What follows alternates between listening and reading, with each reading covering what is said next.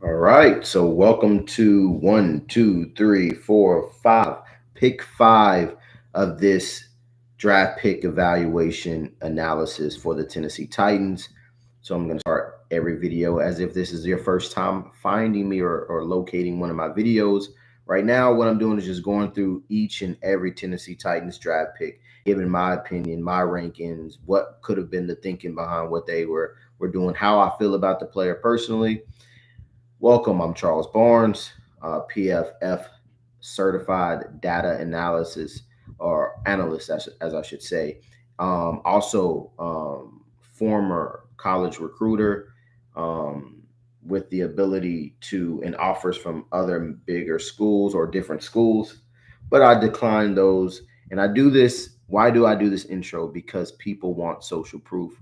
So why should you listen to me? I'm just sharing it. Me personally, I don't care. I just want to share my opinion. I know that I have high accuracy rates. I know that I'm one of the most well documented people in the space that just isn't known. I know these things, but I'm just sharing these things because I heard that people want to hear them. It gives you credibility.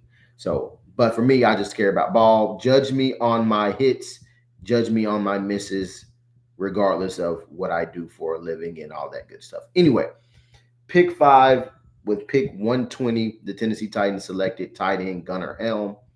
And I'll just start it off with this.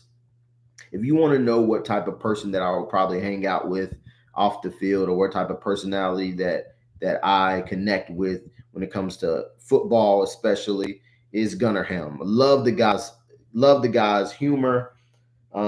He's a good communicator. He articulates well. I think that people in the media, people at Texas already know, but people in the Nashville media would definitely love the way that Gunnar Helm communicates.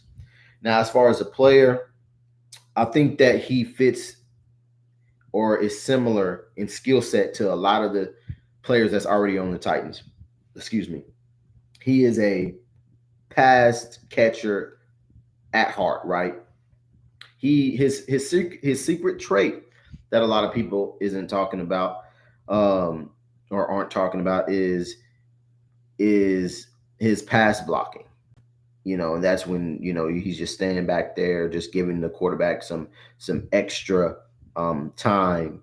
As that, I guess you can say sixth offensive lineman if you want to say that, but usually chipping, just getting in people's way. He does that probably no probably definitely better than as a run blocker on the move, having to move and force people out of the way.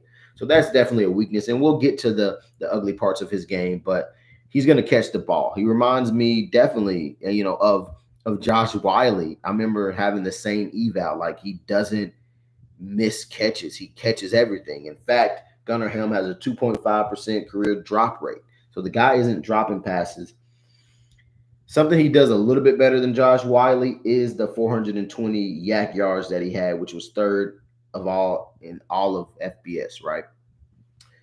So my question is, how does Gunnar Helm come into a situation as the rookie in a tight end room full of tight ends that's similar to him, other than good old Thomas, the blocking tight end that we have, Thomas Odukeo. Excuse me if I butchered the name, brother. Um, Thomas O. Uh, they should play you more than I'll know your name. But Helm is the type of player that does have the yak that I mentioned. So I'm just really brainstorming here. Like, is it the pass pro that's going to separate him? I'm thinking that Wiley and Chig are going to try to get stronger, bigger, stronger, more physical to add to their game because they're both decent pass catchers. So now I'm thinking about Gunnar Helm, who's coming in at 240, 245, I think, at his pro day. So he's getting bigger. So what are you going to add to your game? Are you going to be the pass blocking and run blocking now, tight end that you can add to your pass catching prowess, or is your run after catch going to be so good that you leapfrog Josh Wiley? Because at this point, your competition is Josh Wiley, in my opinion. So your role for me is to come in, be the tight end 3 or 4, and more than likely be on the practice squad if you can't beat out Josh Wiley. It's very simple for you. They drafted you because you had some value as an athletic tight end. That are you in line? No, I think you can be though if you put on some weight. Um, and but really, you're kind of like a flex at this point. I don't even really consider you an H back type of tight end. So where will you separate yourself? That's going to be interesting. Just looking at the tape, I think you can get bigger. I think you can be a player that can become more physical.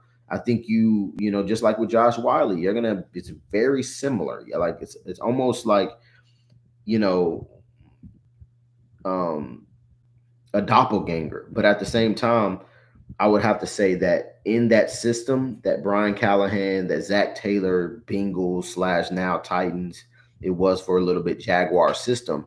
Tight ends just have to run and get open and leak and make plays and just catch the ball. Like Nick Vanette last year in this system looked like a viable.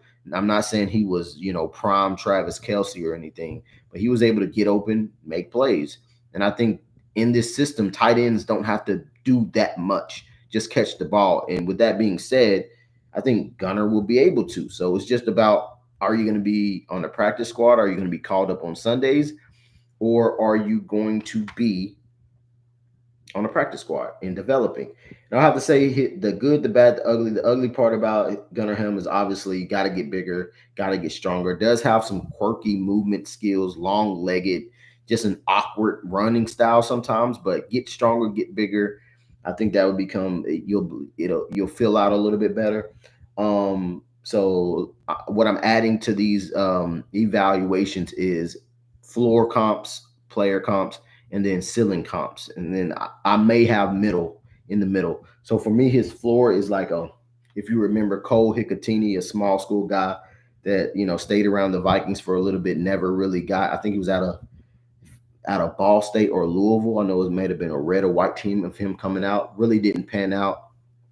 And then you have Cade Otton. I think that's his ceiling. I think that's Gunnar Helm's ceiling. I know a lot of people said Cole Kmet or TJ Hawkinson. I've heard and seen. Um, I just don't see that type of play style personally. I just see like a Cade Otton, that guy that just gets open, more lean looking and makes plays.